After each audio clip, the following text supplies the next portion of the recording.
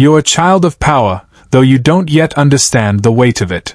The year is 1295, and you've just entered a world where every breath you take, every smile you offer, and every step you make is already a matter of politics. You are Isabella, daughter of King Philip IV of France, the man they call the Fair. His beauty is legendary, carved in marble features and icy poise, but behind that statue-like demeanor lies a calculating ruler who will use you as he sees fit. You are not just his daughter. You are a weapon. But before we step into the poisoned courts of medieval Europe, where alliances were forged with children and queens were forged into pawns, take a moment to subscribe and tap that like button. If you're drawn to history's darkest intrigues, to the betrayals behind crowns and the secrets whispered in royal chambers, then you're exactly where you belong. And tell me in the comments, where in the world you're watching from. Now, let's see how Isabella's story begins. Your mother, Queen Joan of Navarre, will not live long enough to guide you. Rumors swirl through the French court, whispers that Philip himself had a hand in her death. You're too young to know the truth, too sheltered to understand, but the loss carves something sharp into your childhood: loneliness, suspicion, a sense that love and safety are illusions easily stripped away. As you grow, courtiers remark on your beauty. Even as a girl, they call you luminous, graceful, the beauty of beauties in all of Europe. You are destined not for choice but for duty. Your hand will secure alliances, your womb will secure heirs, and your silence will secure peace. And so, at 12 years old, you are led to a marriage bed. England is the destination, and its king, Edward II, is your bridegroom. He is nearly a decade older, a man compared to your girlish figure. The marriage is not for love, it is a treaty sealed in silks and jewels, a political knot tying France and England together. On January 25th, 1308, you stand beside him in the great cathedral, vows echoing in a language not your own. To the watching world, you are radiant, but behind the veil, you are still a child, too young to understand the full gravity of the chains just fastened around you. But you will learn.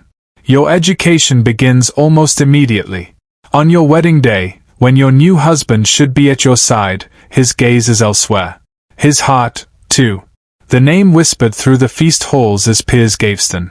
He is Edward's favorite, his constant companion, the man who commands the king's laughter, the king's secrets, and perhaps something more. History will argue over the exact nature of their bond. Were they brothers in arms, sworn companions bound by honor? Or lovers, united by desire in defiance of the church, the court, and the crown itself? For you, Isabella, the distinction doesn't matter. On the day you are crowned queen, your husband does not even glance your way. You are a stranger in his kingdom, and worse, you are invisible in his eyes. The humiliation is not private. It is performed before the world. The humiliation is not private. It is performed before the world. And if a queen, crowned before all of England, could be erased so openly from her own coronation, what chance do we have of history ever telling us the truth? That's why you need to subscribe now. Because if you miss the next revelation, you'll regret being left in the dark while the rest of us see what was really hidden. At the coronation feast, Edward showers Gaveston with jewels and titles while you sit, ignored, a child bride made to watch her rival glitter. Courtiers murmur. Barons scowl. And you, cheeks flushed with shame, are forced to smile through the betrayal. Still, you are your father's daughter.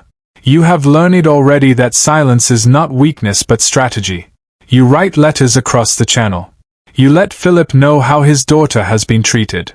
And when your words reach France, the king's fury burns hotter than you could have imagined. Philip will not allow his blood to be insulted. He begins to weave his influence into England's barons, men already sick with resentment toward their king and his pet. Whispers grow into conspiracies. Money changes hands. And in time, Gaveston is exiled from court. You do not rejoice. You are too clever for that. Edward is weak, but he is stubborn. You know he will not release Gaveston for long. And so you shift tactics. When Gaveston inevitably returns, you do not resist him. Instead, you extend a hand. You ally yourself with the very man who once humiliated you. If your husband's love cannot be won, then at least his household can be steadied. For a while, it works. For a while, you play the dutiful queen, the smiling wife, the loyal partner. But it is only a reprieve. By 1311, rebellion erupts again. The barons, furious at Edward's favoritism, rise up in arms. This time, they do not spare you either. You are expelled from your own court, cast out alongside Gaveston, your name dragged into the storm. England descends into chaos, a realm of divided loyalties, starving peasants, and greedy lords. Yet through it all, you remain by Edward's side. Perhaps loyalty is your armor, or perhaps patience is your blade, waiting for the right moment to strike. In 1312, that moment comes. Gaveston is captured by the barons. There is no trial, no mercy. He is executed brutally, his body left as a warning to all who defy the nobility. You, Isabella, are pregnant at the time. Months later, you give birth to a son, Edward, the future king, Edward III. For the first time, your place feels secure. Your womb has delivered England its heir, and your name carries weight once more. But the security is a fragile illusion. The land is crumbling. Edward suffers defeat after defeat at the hands of the Scots. Famine stalks the fields. The people starve, the treasury dwindles, and the barons circle like vultures. And through it all, your husband clings to new favorites, new obsessions, leaving you once again in the shadows. You are no longer a girl. You are a queen. And you are learning that power is never given, it must be taken. Before we descend deeper into Isabella's storm, into the betrayals, rebellions, and the vengeance that earned her the name the She-Wolf of France, take a moment. If you are drawn to history's darker corners, to the stories of queens and kings who let desire and delusion shape nations, then you're in the right place. Consider subscribing and tapping that like button so you don't miss the secrets most would rather bury. And tell me in the comments, where in the world are you watching from? It still amazes me how curiosity threads us together across centuries, continents, and screens. The stage is set. Isabella, once a child bride, has grown into a queen forged by humiliation and betrayal. She has given England an heir, secured her place, and begun to understand the weapons of influence and patience. But her husband's weakness, his obsessions, and his enemies will drag her deeper into a war not just for power, but for survival. And it is in that crucible that the She-Wolf will be born. You thought the death of Piers Gaveston would bring peace. You thought your husband, Edward II, stripped of his glittering distraction, might finally turn his eyes toward you, his queen, the mother of his heir. For a brief moment, it seemed possible. England, fractured though it was, needed stability. And you had delivered a prince, Edward of Windsor, the future of the crown. But power abhors a vacuum. And your husband abhors loneliness. Into the void left by Gaveston stepped another shadow, Hugh Despenser the Younger. At first, he seemed harmless enough. He was clever, charming, even dutiful. He came from a family already loyal to Edward, and in those early days, perhaps even you hoped he might ground the king, steady him in ways Gaveston never could. But hope, for you, was always a fragile thing. Very quickly, the truth revealed itself. Hugh was not content to be a favorite, he was greedy, insatiable. Edward lavished him with lands, titles, jewels, the very same extravagance that had once enraged the barons. And unlike Gaveston, Hugh was ruthless. Where Gaveston played the peacock, Hugh played the vulture. He fed not only on the king's favor but on the kingdom itself. And you, Isabella, were once again thrust into the role of rival. At first, you tried to repeat your earlier strategy. You had made peace with Gaveston eventually, turning enemy into ally. But Hugh was different. He would not be tamed, nor shared. He saw you not as a queen to be courted, but as an obstacle to be destroyed. The warning came in Scotland, 1322. You rode with Edward's forces, your ladies beside you, loyal, proud. But Hugh's negligence, or perhaps his malice, left your household exposed. Scottish raiders descended like wolves. 2 of your ladies were slaughtered before your eyes. Blood stained the grass, screams pierced the night, and by dawn you knew, this was no accident. Hugh had left you vulnerable. Whether by design or incompetence, it didn't matter. The message was clear. You were expendable. When you finally reached safety, you let your fury show. For the first time, you openly confronted Edward. You told him of your rage, your grief, your humiliation. But he, blind in his devotion to Hugh, dismissed your words. To him, your anger was treasonous, your grief an inconvenience. So you turned away.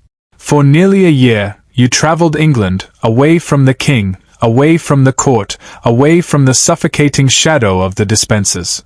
Yet even distance could not protect you. Hugh's reach grew longer with every passing month. Back in London, Edward allowed his pet to seize more and more of your lands. Your estates, once symbols of your independence, vanished into the greedy hands of the Despenser family. Your French attendants were dismissed, some imprisoned. Worst of all, your youngest children, taken from your care and placed under Hugh's watch. A mother stripped of her children, a queen stripped of her household. You had endured humiliation before, but this was something darker. This was war. And yet, across the Channel, another storm brewed, one that might give you the weapons you needed. France. Your brother now sat on the throne, Charles IV, stern and ambitious. When he seized Edward's French possessions in 1325, the fragile balance between your husband's crown and your homeland snapped. Edward, desperate for peace, desperate to salvage even a shred of his lost lands, turned to you. He sent you to France as his emissary, his diplomat, his peace weaver. But Edward had made a fatal mistake. For in France, you were not a prisoner of the Despensers. You were not a silenced wife. You were a daughter of the French crown. You were Isabella of France, and once more, you had power. In the glittering courts of Paris, free from Hugh's claws, you began to gather allies. Nobles disillusioned with Edward's rule sought your company. Exiles whispered promises of support. And among them, one figure emerged who would change everything, Roger Mortimer. He was no stranger to rebellion. Years earlier, he had risen against Edward during the Despenser War, only to be captured and thrown into the Tower of London. But Mortimer was cunning. With the help of allies, he had drugged his jailers and escaped into exile. By the time you met him, he was hardened, dangerous, and he hated the Despensers as much as you did. History will call him your lover. Perhaps that is true. He was handsome, bold, and shared your taste for luxury, art, and intrigue. But whether it was passion or politics, the alliance was real. With Mortimer at your side, you began to plot. Not merely survival. Not merely resistance. But vengeance. You would not return to England as Edward's pawn. You would return as his reckoning. In France, the seeds of rebellion sprouted. You and Mortimer gathered ships, soldiers, promises from discontented nobles. Whispers of your plans crossed the Channel, and Edward grew frantic, demanding your return. But you would not return as a wife, silenced and stripped of dignity. You would return as the she-wolf. And when you set foot once more on English soil, it would not be as a queen abandoned, but as a conqueror, ready to tear down the king who had betrayed you. The war for England was about to begin. The Channel winds cut sharp against your face as the French coast disappears behind you. Once, the sea was a barrier between your homeland and the land that caged you. Now, it is a bridge. Each crashing wave carries you closer to destiny, closer to vengeance. You are Isabella of France, Queen of England, but tonight, as the sails stretch taut above your head, you are something else entirely. You are an exile, a conspirator, a predator waiting to strike. England thinks you are gone for peace. Your husband thinks you negotiate for truce. But in the courts of Paris, you have found your true calling, rebellion. And in Roger Mortimer, you have found your sword. It had begun quietly, in whispers over goblets of French wine. Mortimer, the escaped rebel lord, once shackled in the Tower of London, now stood free and unbroken at your side. He had the scars of resistance, the bitterness of betrayal, and the same hatred you nursed for the Despensers. Together, you were dangerous, two wronged souls, twin flames feeding on one another's rage. At first, perhaps, it was politics. Mortimer offered the muscle, you the crown's legitimacy. But the nights in Paris blurred strategy into something else. The world will call him your lover. Let them. Whether it was passion or calculation, you had found in Mortimer the one ally who would dare what others would not, to strike directly at a king. Meanwhile, across the Channel, Edward II withered beneath his own paranoia. The Despensers held him in their grip, twisting crown and coin for their gain. Nobles whispered of their greed, commoners cursed their name, but still Edward clung to them. And in his desperation, he made his worst mistake. He demanded your return. When the summons came, your answer was silence. You would not crawl back to England, stripped of your children, your lands, your dignity. You would not bend to Hugh Despenser's smirk, his hand reaching into everything you once held. No. If you returned, it would not be as a humbled wife, but as a conqueror. And so the plotting deepened. In the courts of France, you gathered men of ambition and discontent. Lords who had fled Edward's cruelty. Knights who despised the Despensers. Mercenaries hungry for pay and plunder. The streets hummed with your name, whispered in taverns, echoed in council halls. Queen Isabella was raising an army. Ships were secured. Gold passed hand to hand, French and Flemish merchants bribed into secrecy. The Pope's envoys looked the other way. Even your brother, King Charles IV, offered a cautious nod of approval, though he cloaked it in diplomacy. You were no longer merely Edward's estranged wife. You were a queen in exile preparing for war. And then, one night in 1326, as storm clouds gathered over the Channel, you and Mortimer set your plan into motion. Imagine the scene, warships bobbing in the dark water, their sails furled against the wind. Men whispering prayers into the night, swords clinking in nervous hands. And at the heart of it all, you, Isabella, veiled and resolute, your eyes fixed on the horizon. England awaits. When the sails finally unfurl and the oars churn the sea, history itself tilts. You are no longer a victim of betrayal. You are the instrument of retribution. The landing at Orwell on England's east coast is almost too easy. Instead of resistance, you are greeted with open arms. The people are weary of Edward, weary of famine, taxes, and the iron grip of the Despensers. To them, you are not a foreign queen but a deliverer. They call you savior. They call you hope. And for the first time in years, the word does not sting. As you march inland, the tide swells. Nobles flock to your banner, men who once bent knee to Edward now swearing fealty to you. Even clergy lend their blessing. Your army grows by the day, and with it, your confidence. Edward, ever blind, ever weak, flees westward to Wales. He drags the Despensers with him, thinking to hide behind the mountains. But England is no longer his. It is yours. The hunt begins. Your forces sweep through the land, cutting off escape routes, seizing castles. Hugh Despenser the Elder, father of the hated favorite, is captured and torn apart by a mob so frenzied that his very flesh is fed to dogs. Justice, they call it. Vengeance, you whisper. Then comes the true prize, Edward himself, cornered and trembling, and at his side, Hugh the Younger. The man who had stolen your children. The man who had stolen your lands. The man who had stolen your crown's dignity. When he is dragged before you, filthy and bound, the people jeer. Some spit. Others cry out for blood. You do not stop them. You watch as he is paraded, humiliated, broken. And then the execution. The Despenser is stripped, mocked with scripture carved into his skin, hanged like a common thief, then disemboweled, drawn, and quartered. His screams echo through the square, but you do not flinch. Every lash, every cut, every drop of blood is a restoration of the dignity he stole. The she-wolf has her kill. Edward II is spared, at least for now. He is, after all, still your husband, still king in law if not in strength. But even his crown cannot save him from what comes next. Parliament moves against him, deposing him in favor of your son. Edward III is only a boy, but through him, you now rule. For a while, it seems victory is complete. You, Isabella, once humiliated and exiled, now hold England in your grasp. Your enemies are dead, your husband dethroned, your son proclaimed king. Beside you, Mortimer shares in the triumph, striding the halls as though he, too, were crowned. But even as the feasts are laid, even as your banners fly, a shadow lingers. For Edward II still breathes, hidden away in Berkeley Castle, a captive but alive. And as long as he lives, he remains a threat, a symbol for those who might rebel against you, a figurehead for discontent. And in September 1327, word spreads. The former king is dead. The message is vague, a fatal accident, the chroniclers say. Too vague, too convenient. Did you order it? Did Mortimer?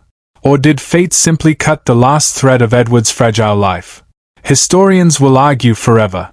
Some will claim he was murdered by brutal means, others that he slipped away quietly in despair. Still others whisper that he escaped, vanishing into Europe under another name. But for you, Isabella, the truth matters less than the result. Edward is gone. The throne is secure. And the she-wolf of France now reigns as regent of England. For now, your star burns at its brightest. You have torn down a king, destroyed your enemies, and placed yourself at the helm of a kingdom. But power is a fickle ally. The same ambition that lifted you up will soon turn against you. And as England whispers of extravagance, corruption, and betrayal, the she-wolf will find that even predators can become prey. The crown of England glitters on the brow of a boy. Edward of Windsor, your son, is proclaimed King Edward III. He is young, too young to rule, and so the kingdom looks not to him but to you. Isabella of France, Queen Mother, Regent of England. Once, you were the child bride humiliated by her husband's obsessions. Now, you are the woman who deposed a king, toppled the most hated family in England, and rules in his stead. The English whisper your name with awe, with fear, with reverence. But beside you, another figure rises, one without crown or title. Roger Mortimer, your ally. But here's the thing, most people never hear this part of history, because textbooks soften it. If you don't subscribe right now, you're choosing that softened lie. But if you do, you'll be one of the few who see history in its rawest, unfiltered form. Your lover. Your shadow. The kingdom knows his face now, as well as they know yours. And together, you stride the stage of history like conquerors. For the moment, victory is sweet. The dispensers are gone, their blood spilled across the soil. Edward II, once your captor and tormentor, lies in Berkeley Castle, or, by the end of 1327, in his grave. Whether by murder, accident, or escape, he is no longer a threat. Parliament has bowed. The barons have knelt. And you, Isabella, hold the reins of power in your elegant hands. At court, you dazzle. Jewels sparkle at your throat, French silks sweep the marble floors. After years of being sidelined and starved of wealth by your husband and his favorites, you indulge without shame. Tapestries, feasts, banquets, symbols that the queen has claimed her due.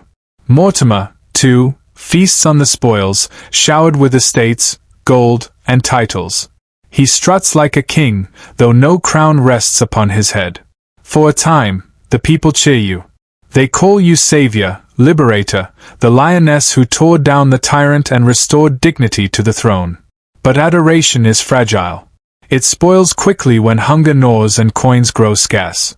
And soon, the cheers sour into whispers. It begins with Mortimer. His arrogance offends even those who once fought at your side. Barons who tolerated his presence in victory now resent his heavy hand in government. They call him greedy, ambitious, unworthy of the queen. Worse, they begin to call him your corrupter, as if your every decision were not your own but his manipulation. The old venom seeps back, the suspicion that a woman cannot rule without a man's whisper in her ear. And truth be told, Mortimer is not cautious. He flaunts his power too brazenly, surrounding himself with guards, seizing estates, punishing rivals with cruelty that mirrors the very dispensers you once despised. The people begin to wonder, has one tyrant simply been replaced by another? But Mortimer's boldness is your boldness too. You share his spoils, his feasts, his silks. You revel in the power denied to you for so long. Together, you rule not as regents but as monarchs in all but name.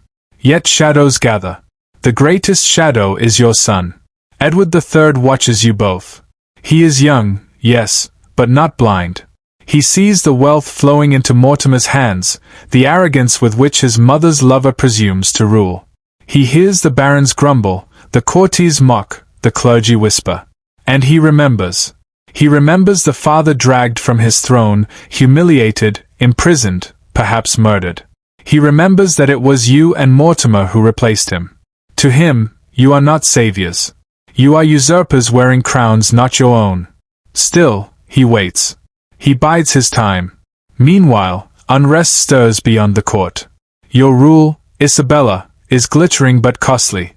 War still gnaws at England's borders, Scotland pressing its advantage. The coffers run thin, yet your feasts blaze bright. Gold that should pay soldiers is poured into jewels.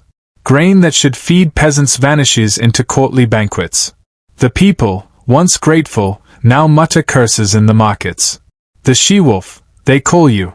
The name is no longer praise. It is accusation. The barons, too, grow restless. Mortimer punishes rivals without restraint, hanging some, imprisoning others, stripping estates with the same greed that once made Hugh Despenser infamous.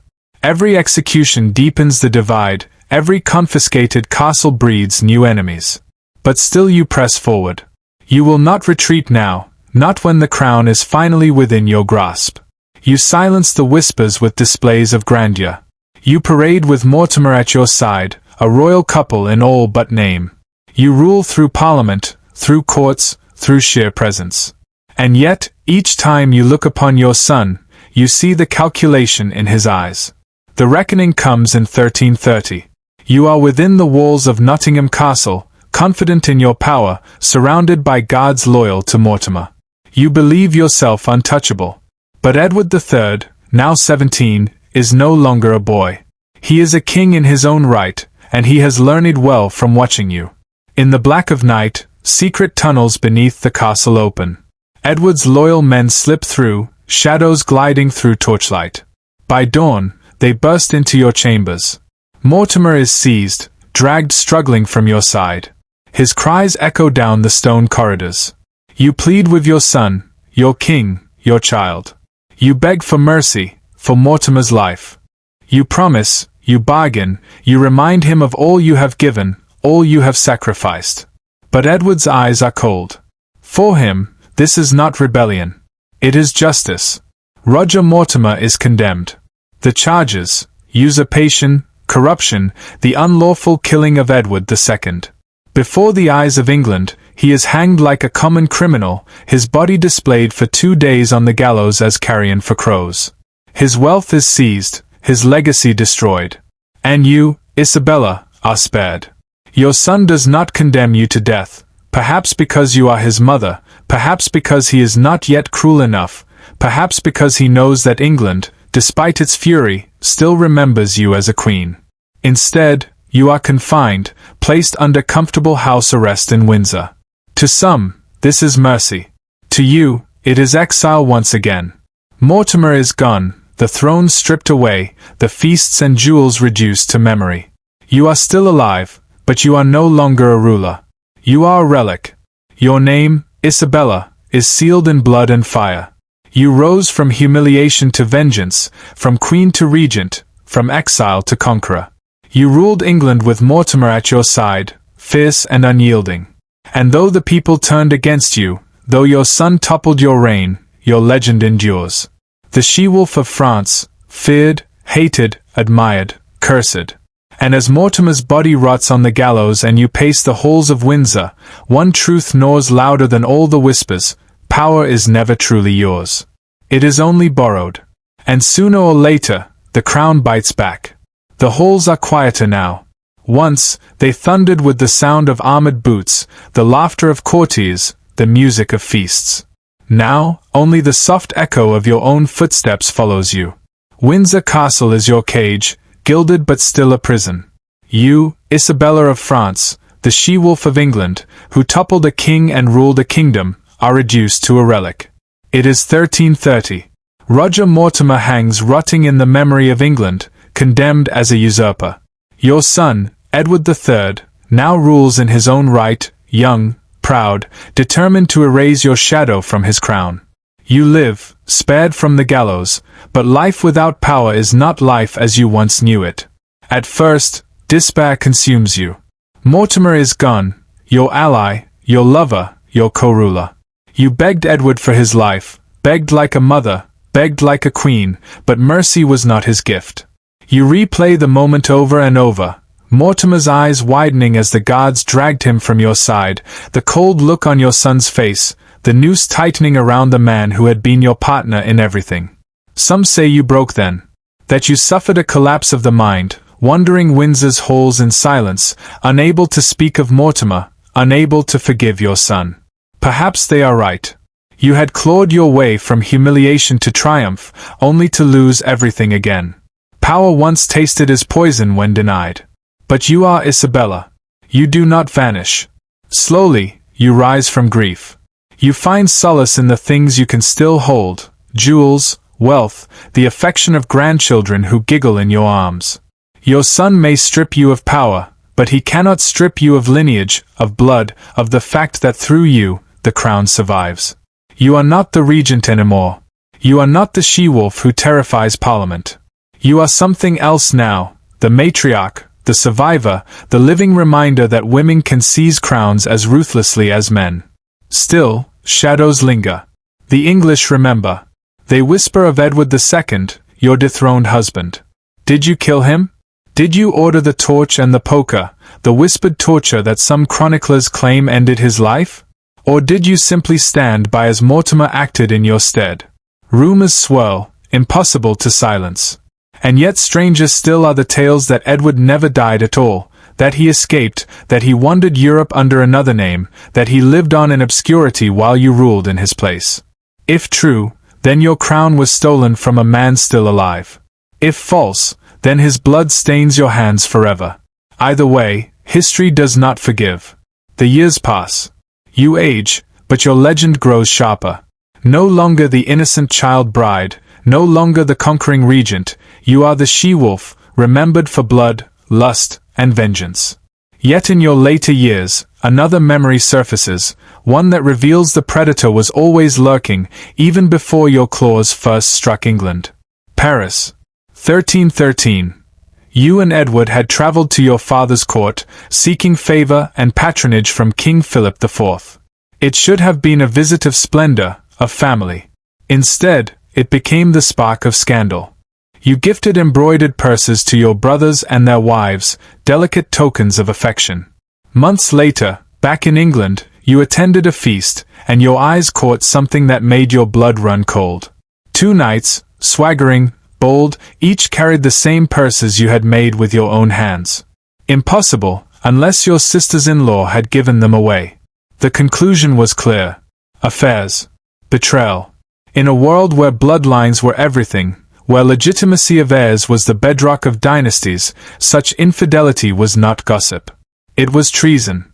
You told your father. And the firestorm began. The scandal became known as the Tour de Nesle affair, named for the tower where the trysts allegedly took place.